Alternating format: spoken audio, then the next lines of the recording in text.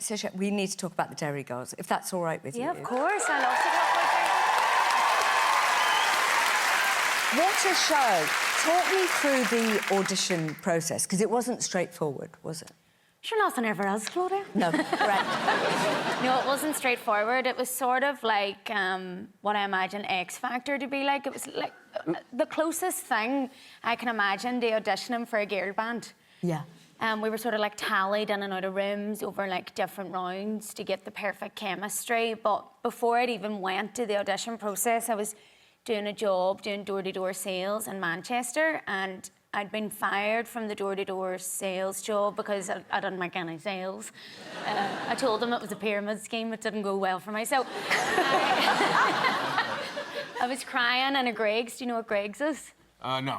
It's just like a sausage roll place. They do other things, but I think sausage roll. It's delicious. It's delicious. You've got to get one. Yeah. Do you know what sausage roll is? Yeah. It's sausage and pastry. Sounds like it. a sex move. Yeah.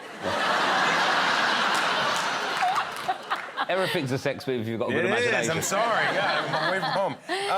So I'm in a Sausage roll Greggs place. and just being fired from the job, which was a pretty humiliating situation to be in. And I got this email through asking me to audition for the show called Dairy Girls, and I honestly thought it was a documentary and read it and rang my mum. I was like, it's amazing, but was really upset that I'd been fired. And then I'm on the phone crying to my mum, and then this Irish builder walks on and he's like, are you looking for a job, love? And I'm like, I am looking for a job. And he's like, what happened? I was like, I was just fired. And he's like, come down to this building site. So he walks me down to this building site.